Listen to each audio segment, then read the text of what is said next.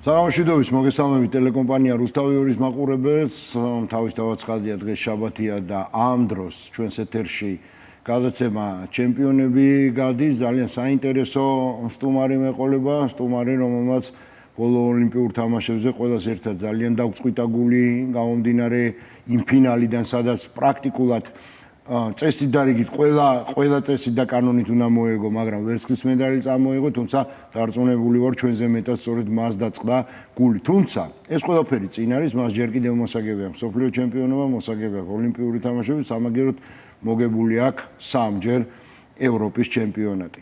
გივი მაჯარაშვილი, ჩემი სტუმარი, გივი მოგესალმები, მადლობა რომ ხარ.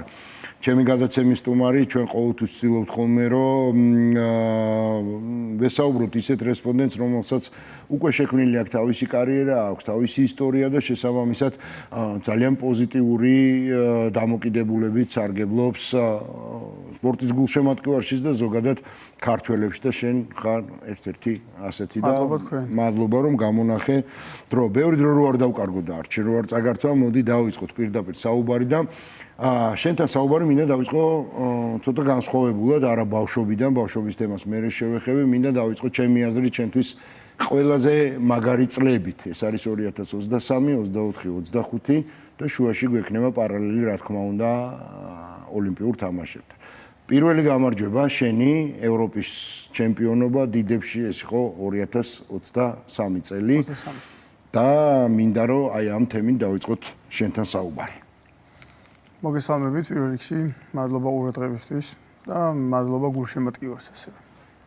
23 იყო ძალიან მნიშვნელოვანი წელი იყო ჩემთვის, პირველად დავდექი რასაც პირველ ნომრად ჩემ წონაში უფროსებში და დიდი ხნის შავარდნის შემდეგ პირველი ევროპის ჩემპიონატი უფროსებში ვიჭიდავით ვარ მოვიკე და რთული იყო სიმართლე გითხრათ, იმიტომ რაღაც ფსიქოლოგიური წნეხი გადასალახი იყო, რთული შეხვედრები გავიარე, თან წონაში უკვე მოქმედი ევროპის ჩემპიონი ჭიდაობდა აზერბაიჯანელი და ფინალამდე ნახევარ ფინალიც ასევე რთული შეხვედრა იყო, თურქთან ძალიან დაძაბული შეხვედრა მქონდა, ძალიან ძლიერი ბიჭია და ფინალი ცოტა კი არა ძალიან დაძაბული იყო, იქ კონფლიქტი, იქ რაღაც არეულობა ფინალში, ლაპარაკები, რაღაცეები და მოკლედ რო ვთქვათ, ქართული ხასიათით, ქართული მენტალიტეტით და გადავტეხეთ და გავხდით ევროპის ჩემპიონები და შემდეგ უკვე მიყვა და კი, ეს 3 წელი მართლა საოცარი იყო, რო არ ჩაგვარდნოდა ის ოლიმპიური თამაშები, მაგრამ პირველი მაინც სხვანაირია. იყო თუ არა ზაგრებში მოპოვებული გამარჯვება 2023-ში შენთვის ყველაზე დასამახსოვრებელი ემოციური თვალსაზრისით გულისხმობ. დიდი სტარტი იყო, რა თქმა უნდა, მე კადეტებში, ახალგაზრდებში 23-ში ყველაფერი მოვიგე ევროპის და მსოფლიოს ჩემპიონატები და მაინც უფროსებში რო გავხდი ჩემპიონი, ორმაგად შემიყვარდა ჩემპიონობა.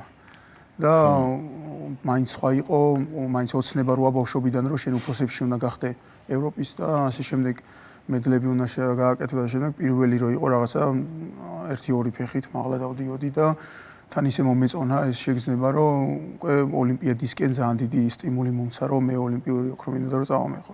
კი, ოლიმპიადაზე ვისაუბრეთ, იმიტომ რომ საინტერესოა და რაც თავარია დასანანია, იმიტომ რომ ყველას ქონდა ისე გაიარე მთელი გზა რომ ყველას ქონდა მოლოდინი რომ ჩვენ იქიდან ოქრო უნდა წამოგვიღო. ამაზე ოდნავ მოგვიანებით სულ რამდენიმე წუთში.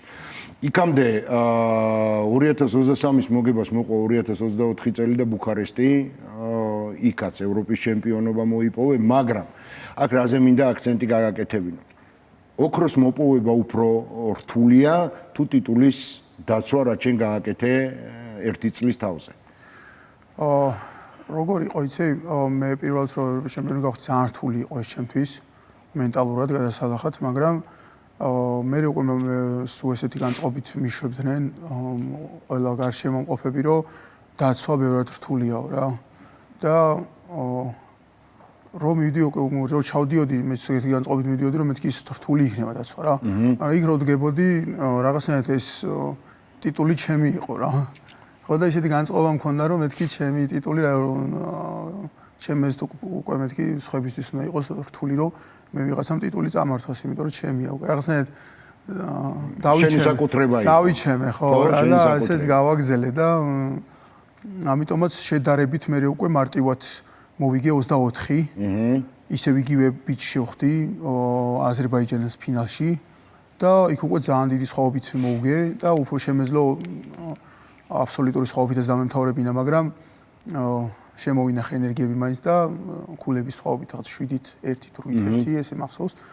ესე მოვიგე და ძალიან მარტივად და კარგ ფორმაშიც ვიყავი, სიმართლე გითხრათ, სერიოზული მზადებები გავიარეთ და თან წელი რო იწყება ევროპის ჩემპიონატი იწყება და მინდა ხოლმე რომ კარგი სტარტი ავიღო ყოველთვის წლის დასაწყისში და ევროპის ჩემპიონატს ხვდები მაქსიმალურად მოტივირებული და განწყობილი რომ ჩემთან დარჩეს.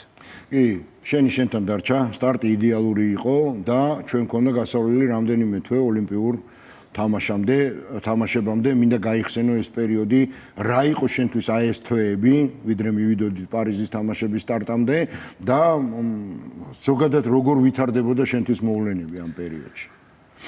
სიმართლე გითხრათ, ძალიან რთული მომზადების პერიოდი იყო.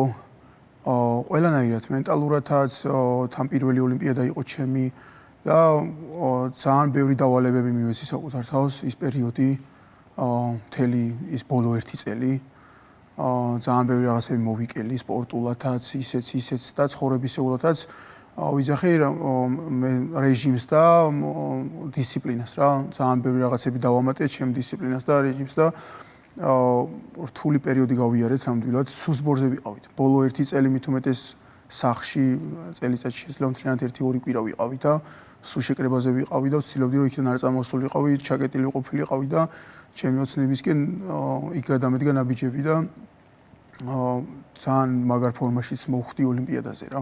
კი ბატონო, იცი რა, სანამ უშუალოდ ოლიმპიადაზე და ფინალზე დავიწყებდი საუბარს, შენ თქვი რომ ბევრი რამ მოიკელი, ბევრი რამ დაამატე და ბევრი დავალება მიეცი საკუთარ თავს. მოდი ვთქვათ, იმიტომ რომ ჩვენ ბავშვებიც გვიყურებენ სპორტსმენები, რომლებსაც აქვთ მიზნები და დასახული აქვთ უკვე, მაგრამ მე მინდა უბრალოდ იცოდნენ მათ და გაიგონ მათ შენგან რა არის იმისათვის გასაკეთებელი რომ დიდ მიზანს მიაღწია. მე ვეტყოდი ახალგაზრდებს რომ პირველ რიგში არის რაც თავარია დისციპლინა აუცილებელია ყველაფერში. ეს მარტო სპორტში არა, ყველაფერში აუცილებელია დისციპლინა და ოლიმპიადის წელი რომ მოვიდა, ტელეფონი გადავაგდე. საერთოდ არ ქონდა. ავიღე გვერდზე გადავდე, კვირაში 1 დღე ვიღებდი რომ მეთქი ჩემ ახლობლებს რაღაცა შეხმიანებულიყავი და ესეთი დავალებები მივეცი, რაც ჩემთვის ძალიან რთული იყო ჩემ თავს რა და ძნელი სათქმელი იყო არა, ხვდები? შეგიძლია თქვა რა იყო? აი სამი მითხრა ყველაზე რთული შენთვის, რაც შენი ცხოვრებიდან მოიკელი. ყველაზე მნიშვნელოვანი ახლობელი ადამიანები.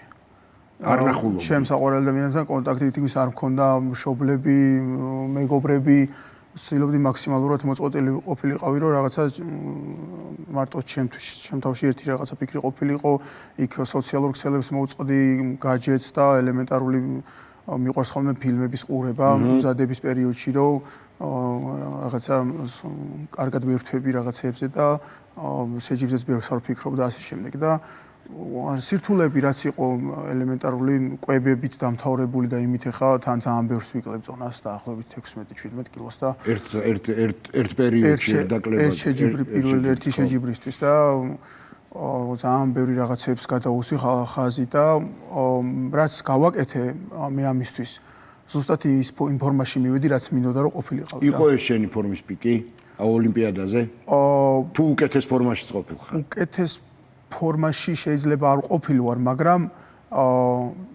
ჩემი თავის 100% არ იყო. არ დამიდია იქ ჩემი თავის 100%.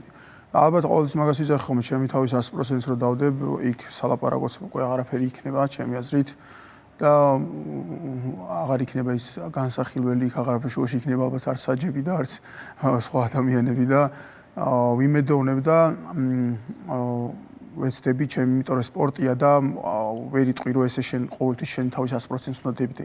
ძალიან რთულია რომ შენი თავის 100% მიიტანო იქ სხვადასხვა გარე ფაქტორებია და მარტო ჭიდაობა არ არის იქამდე მისვლა ძალიან რთული იქ წონის კლება, იქ ისა და ჩემს ყველაზე ძალიან რთული წონის კლება და ეს ამ დროის პერიოდში ჩემ 100%-ზე, ანუ პროცენტულობას მიკლებს და განმავლობაში და აუცილებლად ვიქნები, ჩემ გონებს შემალტკივას მინდა უთხრა, ჩემ 100%-ს ერთ დღეს აუცილებლად ვაჩვენებ ჩვენ გულშემატკივარს და ლოს-ანჯელესში ფინალში.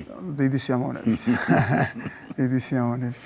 კი ბატონო, კარგი, ლოს-ანჯელესსაც შევეხები, თავისთავად ცხადია, იმ ასაკსაც რა ასაკშიც მოგიწევს ლოს-ანჯელესი, მაგრამ რა მოხდა ფინალში, ეს მაინტერესებს და ჩემ თავს, როდესაც დარბაზში უყურებდი, შენ ჭიდაობას, იქ იყო რუსთავიორის გადამღები ჯგუფი, ოპერატორს მიუბრუნდი და უბრალოდ ვკითხე, რა საჭირო იყო იმის გაკეთება, რაც გააკეთა მეთქი და ეხლა შენგან უნდა გავიგო ეს პასუხი. რამდენად იყო საჭირო სიმართლე გითხრათ, ჯერ მეც ვერ გავიგე მაგის გაკეთება, უბრალოდ ისეთ ფორმაში ვიყავი, ისე ვგზნობდი თავს, რომ ისეთი შეგრძნებები მქონდა, რომ არ შეიძლებოდა რომ ვფიქრობდი, რასაც მოვიდომებდი, ყველაფერს გავაკეთებდი რა. და ხელს რომ მოვკიდე, ისეთი დაძაბული იყო მოწინააღმდეგე, ხო უყურებდა იქ ალბათ ჩემ შეხვედრებს და ისე გავიარე ფინალამდე ისე მივედი და ძალიან დაძაბული იყო და რომ მოვკიდე ხელი ვიფიქრე რომ მეთქი მალე უნდა გავაკეთო რაღაცები და დიდი გულების ხოვით გავასწრო თქო და ალბათ მაგ მომენტს ელოდებოდა როგორც მივხვდი ჩასაფრებული იყო რომ რაღაცა შესწომაზე დავეჭირე თუ არა და ესე მგონია რომ სხვანაირად მე იქ ვერ მომიგებდა და ის მომენტი რაც ჩაფიქრებული ქონა ალბათ სწორედ გამოიყენა და კიდევაც კი იყო ნაჩქარები გადაწყვეტილება ის რაც მიიღე ჩემი აზრით კი იმიტომ რომ ეს რო გაგზელებული იყო ეს შეხვედრა რამოდენიმე წუთიც ხო ჩემი აზრით უკვე ისაც ვეღარ გაუძლებდა ამ ჩემ ტემპს ჩემ ფიზიკურ მდგომარეობას და ჩემ მენტალურ მდგომარეობას ამ გონია რომ ვერ გაუძლებდა თუმცა მე ვფიქრობ რომ ჩვენ ყველა პირობა გქონდა იგივე იმ გზიდან გამომდინარე რომელიც შენ გაიარე რომ ეს ფინალი მოგვეგო მაგრამ მინდა კითხო ხო არ ითამაშა გარკვეულწილად ზედმეტმა თავდაჯერებულობამ და ხო არ იქონია გავლენა ამ ფაქტორმა რა თქმა უნდა შესაძლოა ეს ფაქტორიც ყოფილიყო იმიტომ რომ გავედი ფინალშიც და ის ღამე ძალიან რთული იყო იმიტომ რომ კიდე მეორე წონის შაბარება მომიწია და მთელი ღამე მომიწია საუნაში ყოფნა და კიდე 5 კილო მქონდა დასაკლები მეორე დღისთვის და თან მე ოლიმპიადას ხურავთო და შეხვედრა გადმოიტანეს დილით 12 საათზე უნდა ყოფილიყო 6 საათზე და აღდგენას ვერ მოვასწარი მაგრამ რაღაცნაირად ისე ვიყავი რომ მეთქი არ ჩემი ტვინი ვერ ფიქრობდა ეგეთ რაღაცებზე რომ აზრი არ აქვს ხო რა მთელი ღამე არ მეძინა ფაქტიურად მაგრამ დილით ვადი კი ისე მაგან წყობაზე ვიყავი რომ მეთქი ოქრო უნდა ავიღოთ მაგრამ ნუ ესე მოხდა და ვაფასებ ჩემ მოწინააღმდეგეს ძალიან მაგარი ბიჭია და დიდი სიამოვნებით ველოდები იმ მომენტს როცა მიქნება შანსი რომ ჩვენი გასაკეთებელი გავაკეთოთ. აუცილებლად იქნება ეს შანსი და აუცილებლად გააკეთებ იმ შენ გასაკეთებელს, რაც წაგვართვეს. თუ შენ წაართვი შენ თავს არ ვიცი, როგორც ხო შეფასებას ხვის მაყურებელს მივანდოთ, რა ხდებოდა შენში ოლიმპიური ფინალის მერე. მე ვიცი რაც ხდებოდა, იმიტომ რომ შენი ფოტოებიც მაქვს, რომელიც არ გამისაჯარავებია და შესაბამისად ვიცი გასახდელთან რა ვითარებაში, რა მდგომარეობაში იყავი, იმიტომ რომ ხედავდი უბრალოდ არ მოსულა რა, არ იყო მაგის არც დრო, არც აუცილებლობა და არც საჭიროება და მე ზუსტად ვიცი რა განცდებში იყავი შენ იმ წუთებში. ძალიან რთული იყო. სიმართლე გითხრათ გახსენება მინდა და არ მიყვარს ეს სიმართლე გითხრათ ჩემ თავზე ესე ლაპარაკი, მაგრამ გახსენებას ვცდილობ ხოლმე, მაგრამ ვერ ვიხსენებ რაღაცებს კიდე, იმიტომ რომ ცოტა აგონიაში ვიყავი რა. არ ვიცოდი რა ხდებოდა და კიდე არ წარმომედგინა რომ გამოდიოდი იქიდან, რომ მე იმით ვერ მოდიოდი, რისთვისაც ვიყავი იქ ჩასული. და ძალიან რთული იყო სიმართლე გითხრათ და ეს დროც ძალიან რთული იყო. ეს რამოდენიმე შემდეგ ოლიმპიადის ავდექი მერე და რო ჩამოვედი მალევე ჩავალაგე პარკი და წავედი მალევე ავსტრიაში კლუბში გავაგზავნე ეგრევე ჭიდაობა ანუ არ გაჩერებულ ხარ 4-5 თვე აღარ გავჩერდი იმიტომ რომ მენტალურად ძალიან ცუდ მდგომარეობაში ვიყავი და მინდოდა რომ ისევ გადამეტეხა ჩემი თავი და ყოველ კვირას ვჭიდაობდი იქ შეხვედრას გასვლას სახლში და მე მგონი მიშველა კიდევაც იქ წასვლამ ცოტა გამომიყვანა მდგომარეობიდან. ხო, ეჭვი არ მეპარება რომ ფსიქოლოგიური მდგომარეობა შენ კი არა ვინც გიყურებდა იმათვის იყო მე რთული გადასახარში ის ყველაფერი რაც მოხდა ხალიჩაზე, მაგრამ საბოლოო ჯამში ფსიქოლოგიური ყველაზე მაგარი რაც არის ამ შემთხვევაში არის ის რომ შენ თვითონ ეს ფსიქოლოგიური ბარიერი დაძლიე და დაამარცხე ისევ იმ ავსტრიაში გამგზავრებით, ხო, სხვანაირად არ გამოვიდოდა. ნუ არ ვიცი, შეიძლება და სხვანაირად გამოსულიყო, მაგრამ აქ ჩემთვის რთული იქნებოდა ალბათ ვფიქრობ, იმიტომ რომ აქ გულშემატკივართან შეხვედრა ყოველდღიურად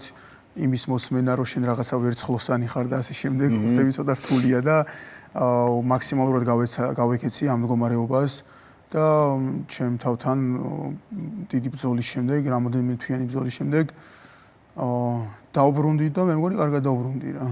კი, და უნდა მივიდეთ ჩვენ იმ დღემდე, როდესაც ლოს-ანჯელესშიც გავალთ და იქაც ვიჭიდავთ, რა მოგცა შენ და რა გასწავლა პარიზში განცდილმა მარცხმა? ძალიან ბევრი რაღაც, ცხოვრებისეულათაც, მენტალურათაც გამზარდა ძალიან ბევრი რაღაც მომცა. მარტო ჭიდაობის მხრივ არ არა, ზოგადად ცხოვრებისეულად ეს დიდი პრობლემა იყო ძალიან მენტალური ჩემთვის და ალბათ რასაც ვფიქრობდი, რომ ცხოვრებაში შეიძლება და ვერ გადამელახა, იმებს ამის შემდეგ უკვე გადავლახავ. ესეთი შეგრძნება მოყოლში. ანუ ის რაღაცა გარკვეული საფეხური ახვედი. ვფიქრობდი, რომ შეიძლება ცხოვრებაში ყველაზე სირთულე მომხდარი იყო ჩემთვის, ის მოხდა და ის გადავლახე ჩემი აზრით რა. ხო, ეს კარგია, იმიტომ რომ მნიშვნელოვანია შენ არ ხარ იმ ასაკში, რომ იფიქრო ან კარიერის დასრულებაზე და მრავალი წელი, თუმცა ქონია ეგეთი ფიქრი? მოდი ახლა. ამ ფინალის მერე? ამ ფინალის შემდეგაც მქონია, კი, შემდეგ კი არ მქონია, რამოდენიმე თვე მქონდა. ანუ იქ ავსტრიაში ჩავედი და ყოველ კვირას შეხვედრა იყო, გუნდის ბუნდესლიგას მოვიგე, ჩემმა კლუბმა მოიგო და მე მოვაგებინე ბუნდესლიგას კლუბს.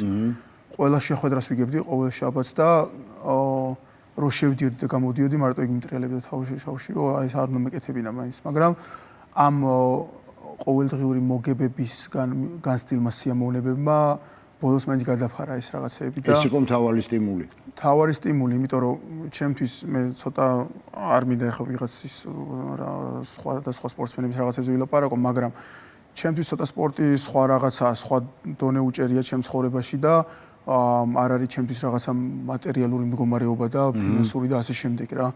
მე იქ ხალიჩაზე რო დგევარ, ყველაზე თავისუფალი ადამიანი ჩემი აზრით მაშინ ვარ, იმიტომ რომ სხვა პრობლემები ცხოვრებისეული მიდის ჩემი გონებიდან და რჩება მარტო ერთი ადამიანი, რომელთანაც რაღაცები მაქვს გასარკვევი და ის პრობლემები რომ მიდის და მარტო ის რჩება, ის იმდენად სასიამოვნოა ჩემთვის და იმდენად დიდ სიამოვნებას ვიღებ ამ პროცესით, რომ ვერანაირ რაღაცა სიამოვნებებს იმით ვერ დაუბალანსებ და ასე შემდეგ რა. კარგია, სწორი გადაწყვეტილება მიიღე იმას და მე ღრმად წავსო, დღეს უკვე აღარ აქვს ის ფიქრები, რომ სპორტსმენის კარიერა უნდა დაასრულო, იმიტომ რომ ჯერ ძალიან ნაადრევია და ბევრი გაქვს მოსაგები, მე სულ ვეუბნები ჩემ რესპონდენტებს, სულ ისეთი რესპონდენტები მყავს ოლიმპიური, მსოფლიო, ევროპის ჩემპიონები, რომ თქვენ დღეს მოდი შევთანხმდეთ, რომ თქვენ თავს მარტო აღარ ეკუთვნით, თქვენ ეკუთვნით ქვეყანას და ის ყველა თქვენი წარმატება, თქვენი მოგება, ოქროს მედლები, ვერცხლის მედლები მხოლოდ თქვენი არ არის. ის არის ამ ერის, ამ პატარა და ძალიან მაგარი ერის, რომელმაც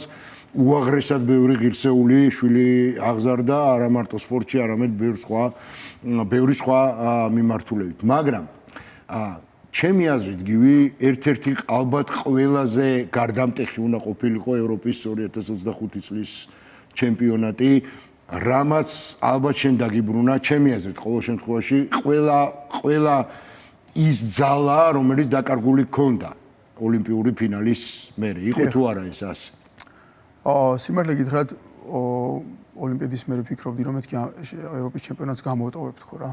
რომ დაალაგება მჭირდება თქო და რაღაცების გადაბალანსება ჩემ გონებაში თქო და ამ ევროპის ჩემპიონატ უბრალოდ ბოლოს რამოდენიმე თვე იყო დარჩენილი, რო წარმოვიდგინე, რომ შეიძლება და მეყურებინა ამ ევროპის ჩემპიონატისთვის და იქ ყვალსფეგზე მე სხვა ადამიანი დამენახა ჩემს მაგივრად, ალბათ იმას უფრო ვერ გაუძლებდი და მაქსიმალურად განვაწყე ჩემი თავი და 100% მივეცი მზადების დროს ჩემ თავს, გავეცი ყველაფერი მაქსიმალურად, რომ ისევ ფორმაში ყოფილიყავი მენტალურად, ფიზიკურად მე ისეთ ფორმაში არ ვიყავი კონდიციაში მე ამ ევროპის ჩემპიონატზე, მაგრამ ხასიათით, ასე ისევ ქართული ხასიათით, ქართული სისხლით გავედით და ვისაც მოსაგები იყო, კი მოუგეთ ასე რა ვთქვით. იყო ეს ევროპის ჩემპიონატი გარდამტეხი აი ამ კუთხით შენ ცხოვრებაში? კი, რა თქმა უნდა. დაბრუნება ძალიან მნიშვნელოვანი იყო ის შეგრძნებები ისე რომ დავიჭირე, რაც დასაჭერი იყო და რაც ამ ევროპის ჩემპიონატმა მომცა გულშემატკივრის ემოციები, იქ ყოფი გულშემატკივრის, აქ ჩამოვედი და აქ გულშემატკივრის კიდევ ერთხელ მადლობა გულშემატკივარს. ძალიან დიდი მნიშვნელობა აქვს ჩემთვის პირადად. არც მეგონა ამდენი გულშემატკივრით მყავდა ხალხი რომ ხდება ქუჩაში, რო არც არაფერი რო არ მითხრან, ფაქტიურად იმ თვალებში ეტყობათ რომ იქ არიან და ამ ყველაფერს იზიარებენ და ეს ჩემთვის ძალიან მნიშვნელოვანია და ესაც იყო ამის მიზეზი რომ მე დაუბრუნებულიყო იმაკლეს. ადამიანები, რომლებიც შენთან ერთად განიცდიან სიხარულს და განიცდიან მარცხს და ტკივილს, შენ ტკივილს, ვინ არიან ეს ადამიანები და რამდენად მნიშვნელოვანია მათი როლი შენ დღევანდელ ცხოვრებაში? ჩემი ოჯახი და ჩემი მეგობრები ძალიან მნიშვნელოვანია, სიმართლე გითხრათ, ყველაზე მნიშვნელოვანიც შეიძლება ითქვას. იმიტომ რომ ჩემ ოჯახის წევრებს და ჩემ მშობლებს იმდენი რაღაცები აქვთ დათმობილი იმისთვის, რომ მე წარმატებული ადამიანი ყოფილიყავი, რომ ამ მამაკს მე მგონი მე ვერ მოვასწრებ უბრალოდ, რომ დაუბრუნო 100% დარწმუნებული ვარ, რომ ამას ვერ მოვახერხებ, რაც არ უნდა მოვიგო და რაც არ უნდა რაღაცა მედლები და თასები ავწიო მაღლა ჰაერში, ამას ვერ დავაბრუნებ, იმიტომ რომ ეს წლებია და დრო არის და ეს ყველაზე მნიშვნელოვანი რაღაცა, რასაც ვერ დავაბრუნებ ჩემი აზრით და მადლობელი ვარ ჩემი ოჯახის, ჩემი მშობლების და ასევე კიდე ჩემი მეგობრების, რომლებიც მაქსიმალურად ცდილობდნენ და გვერდში მიდგნენ ყველაფერში, ბიჭებზეც, მოჭიდავეებზე, ჩემი ძმები, თანამებრძოლები, თანაგუნდელები, რომთანაც მთელი ცხოვრება ფაქტურად ერთად ვართ, ერთ დარბაზში, ერთ სასტუმროში, რა თქმა უნდა. მთელი ცხოვრებას ერთად ვატარებ და ყველაზე მე დროს მათთან ერთად ატარებ, ხო? და ისინი ჩემი ძმებივით არიან, იმიტომ რომ ერთად ვიზდებით ფაქტიურად რა. ამ 10 წლიდან დღემდე და კიდე დიდ ხანს ვიქნებით ერთად და ძალიან მნიშვნელოვანია იმათი გვერდში დგომა და მადლობა ჩემ ოჯახს, მადლობა ჩემ ძმებს და მადლობა გულშემატკივარს мотивациისთვის. კი ბატონო, გზა, რომელიც აქამდე გაიარე და გზა, რომელსაც ახლაც გადიხარ და კიდევ მრავალი წელი გაივლი, მომავალში არ ვიცი რა და როგორ იქნება, მაგრამ წარსული და აწყო, რამდენად რთული იყო და რთულია შენთვის აი ამ გზის გავლა. ძალიან რთულია. ალბათ იზახი ბავშვობიდან, ხო? ბავშვობიდან ძალიან რთულია. რო ვიხსენებ, გასახსენებლადაც ძალიან რთულია, მაგრამ დიდი სიამოვნებით ვეტყვი მომავალ თაობას, ახალგაზრდებს, რომ ღირს 100% ღირს და ის შეგრძნებები არ არის აუცილებელი იქ შენ რო გახდე რაღაცა ჩემპიონი და რაღაცა მედლები აწიო მაღლა სპორტი ძალიან ბევრ რაღაცას გასწავლის ცხოვრებაში, სხვანაირი მეგობრები ყავს, სხვანაირი გვერდში მდგომარეები ყავს და ძალიან მენტალურად გზის რო არ საკეთო ეს შენი საქმე ცხოვრების ბოლომდე, სხვა საქმეში რო გადახვალ, ჩემი აზრით ის საქმე ბევრად მარტივი იქნება და პირველად ჩემ შემთხვევაში მადლობელი ვარ ჩემი თავის ბავშვობაში, რომ ამ ყველაფერს გაუძლო, ეს ყველაფერი გამოიარა და ძალიან დიდ სიამოვნებას ვიღებ ხა მე ჩემი ქვეყნის დროშის ფრიალით და ჰიმნი რო ჟღერდება, ისეთი ბედნიერი წამებია, რომ უბრალოდ ვერ შეუსაბამებ სხვა ვერანაირ სიამოვნებას. ეს უნდა განიცადო, ხო? არ არსებობს. სხვანაირად არ გამა. აუცილებლად. ამიტომ კითხვა რას განიცდი ამ დროს ცოტა ისეთია, იმიტომ რომ მე რო ეს კითხვა როცა ამ კითხვას სვავს, მე ვერ აღვიქვამ, რას განიცდიან, ოდესაც ხა იგებ სოფლიო ჩემპიონატს, ევროპის ჩემპიონატს, ოლიმპიურ თამაშებს და ჰიმნი ჟღერს, დროშა ადის, ალბათ წარმოუდგენელი რამ არის. ის რაღაცა წუთები ისეთია, რომ აი ტანში შროლენდელიც არა, რაღაცა სხვა შეგრძნება და უბრალოდ ვერ უსაბამებ რაღაცა სხვა შეგრძნებებს, ამას არ იქნება რეალური, რომ მე რაღაცა ამასთან ახლოს მივიყვანო რა უბრალოდ და ესეა. კი ბატონო, მე რამე ვიცი შენ დაიწყე შენი სპორტული კარიერა ძიუდოთი. იყო პერიოდი, მაგრამ მე წამხვედი არჩევანი გააჩერე თავისუფალ ჭიდაობას. ეს უნდა კითხვა აუცილებლად, რატომ თავისუფალი სტილის ჭიდაობა და როგორ დაიწყო შენი კარიერა სპორტ სამსახიობოში? მოხდი, როგორც იცით, ბატონი ლევან თედიაშვილი ჩვენი ლეგენდა იყო, ჩემი პაპის ძალიან ახლო მეგობარი. თითქმის შაბათ-კვირას ვიკენდს ერთად ატარებდნენ. ხო. ერთად ჰქონდათ პურმარილი, მოკეიფე ხალხი იყო და ქართული სუფრა ძალიან უყვარდათ და სულ ერთად იყვნენ და ოჯახში რო ხედავ ხა ამხელა ტიტულს ამხელა ადამიანს და თან ტიტულს რო თავი დავანებოთ ისეთი პიროვნება იყო. რა თქმა უნდა. განსხვავებული და რო არც არავის ეთქვა რომ ის ოლიმპიური ჩემპიონი იყო, მაინც გამოყოფთი ადამიანებისგან ისეთი დადებითი ემოციები მოდიოდა და ერთი დღე იყო სვავდნენ უბრალოდ და ძალიან ნასვამი იყო მოკლედ რო ვთქვათ და ცოტა მსუქანი ბავშვი ვიყავი და წამეჭიდავა რა. ლევანი. კი. და მეც ამის ბატონი ლევონის სიმთვრალე კარგად გამოვიყენე და დავეჯახე ფეხებში.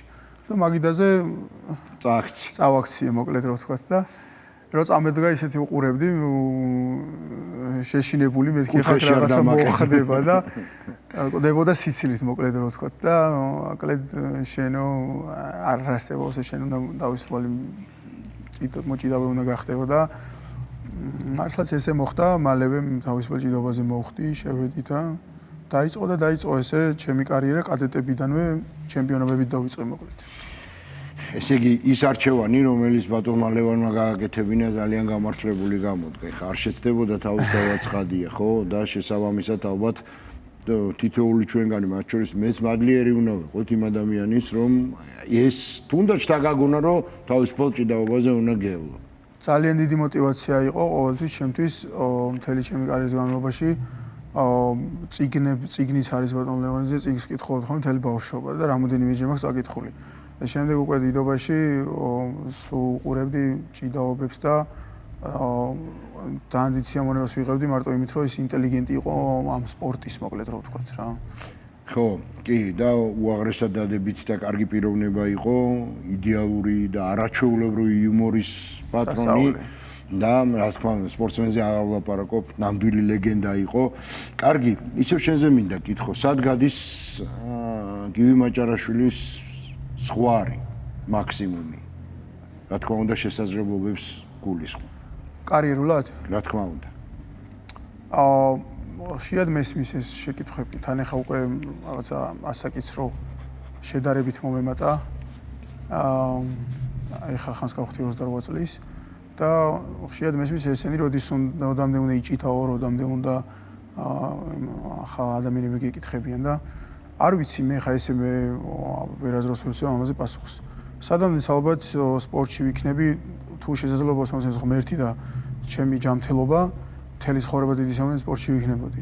იმიტომ რომ მიყვარს ჩემი საქმე, მიყვარს ბრძოლა, არ აქვს მნიშვნელობა ეს ჭიდაობა იქნება ნებისმიერი ორთაბრძოლა, ძალიან მიყვარს და ჩემი თავი ბავშვობიდან მებრძოლად ჩამოვაყალიბე და ასე ვიზრდებოდი და ასე მზდიდნენ ჩემი მშობლები, დედაჩემიც და მამაჩემიც. და ამით დიდი სიამოვნებას ვიღებ და სადამდეც ჩემი ჯანმრთელობა გაუძლებს, იქამდე ამ საქმეს გავაკეთებ. ჯანმრთელობა გაუძლებს, იმიტომ რომ შენ ხარ რეჟიმისტი, ხარ პროფესიონალი და შესაბამისად შეგიძლია უარის თქმა ისეთ რაღაცებზე განსაკუთრებით მნიშვნელოვანი სპორტული ღონისძიებების წინ, რომელიც ცხოვრების ყოველდღიური ცხოვრების წესია, რაც უკვე ჩამოთვალე ამაზე აღარ შევჩერდები, მოსაგები გაქვს სოფლიო და მოსაგები გაქვს მთავარი ოლიმპიური თამაშები.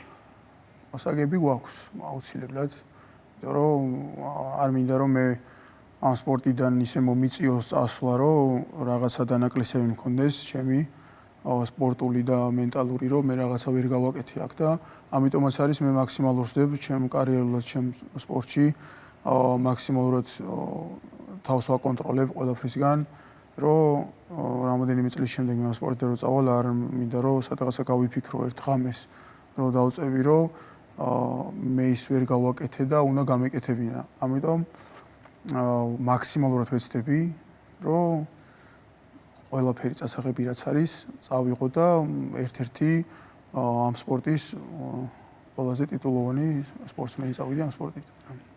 და ბოლოს მინდა კითხო, ამ კითხვას ყოველთვის უსვავ ოლიმპიური სახეობების წარმომადგენლებს. შენ თქვი ნაწილობრივ კი შეეხერო, გინდა ეს ყველაფერი, მაგრამ ამისათვის ძალიან დიდი შრომა გექნება გასაწევი. რას გააკეთებს გივი მაჭარაშვილი იმისათვის, რომ ლოს-ანჯელესიდან ოქრო წამოიღოს? როგორ არის ისიც ახლა მე არ მინდა რაღაცები დავიწყო ტრაპახები რომ ამას ვიზავ და იმას ვიზავ, მაგრამ პირველ რიგში ალბათ ფლისნება ყველაფერი და რაც ადამიანურად და ადამიანის შესაძლებლობებში რაც შედის, მე იმ შესაძლებლობიდან მაქსიმალურს გამოვიღებ და მაქსიმალურს მისცემ ჩემ თავს, რომ ლოს-ანჯელესში ამაზე უკეთეს ფორმაში ვიყო, წინა ოლიმპიადაზე რო ვიყავი და ჩემი ნანატრი медали ჩამოუტანა ჩემ ქვეყანას რა. ძალიან დიდი მადლობა, წარმატებას გისურვებ და მე ღრმად მწამს, რომ აი ეს შენი სიტყვები გამართება, იმიტომ რომ მე დარწმუნებული ვარ და ზუსტად ვიცი რატომღაც გონია, რომ გარკვეულწილად მთელი შენი ცხოვრება რაღაცა კუთხით სპორტული კარიერის თვალსაზრისით დაღად გაყვება ოლიმპიურ თამაშებზე მარცხი. აუცილებლად ეგრე იქნება თუ ვერ მოვიგე, მაგრამ აუცილებლად მოვიგებ უბრალოდ არ ვიცი, რთულია ნამდვილად, იმიტომ რომ მე დღესაც არ მეყურებია ჩემი ფინალისტვის. ერთი წელი გავიდა თითქმის და ამიტომ ოქრო გჭირდება აუცილებლად. და მე ღრმად წავს რომ ლოს-ანჯელესიდან შენ ოქროით ჩამოხვდა. ძალიან დიდი მადლობა, წარმატებას გისურვებ და პირველ რიგში ჯანმრთელობას, იმიტომ რომ სპორტსმენისთვის ყველაზე მნიშვნელოვანი მადლობა თქვენ. ჯანმრთელობა. მადლობა თქვენ. მადლობა გივი მაჭარაშვილს და მადლობა თქვენ, რომ იყავით დღეს ჩვენი გადაცემის სტუმარი ამ შაბათ საღამოს. მე ვფიქრობ საკმაოდ საინტერესო და საქმიანი საუბარი გამოგვივიდა. ევროპის სამგზის ჩემპიონი, ოლიმპიური თამაშების ვერცხლის მედლის მფლობელი, მაგრამ ჩვენ ველოდებით ოქროს და ეს ოქროს აუცილებლად იქნება ოღონდ ლოს-ანჯელესის ოლიმპიური თამაშებიდან. მადლობა კიდევ ერთხელ, გემშვიდობებით მომავალ შაბათამდე.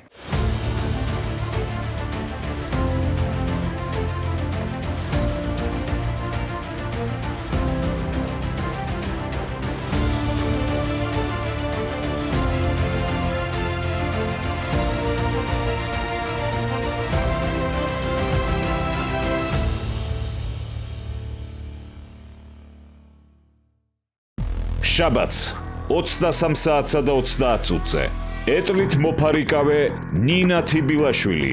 მე მაქვს დაბადებიდან განუვითარებელი ბარძაყი, შესაბამისად პატარაობიდანვე ვსარგებლობ პროთეზით. ორი ძალიან მაგარი სფერო არსებობს ჩემს ცხოვრებაში. ერთი სპორტი, სადაც ხარ აგრესიული, მებრძოლი, რაღაცნაირი და ხატვა, სადაც ხარ მშვიდი. როდესაც ფარიკაობა გამოჩნდა ჩემს ცხოვრებაში, მაშინ უკვე სხვანაირად დავიწყე აზროვნება. რა არის ოლიმპიურ ბილიკზე დგომა?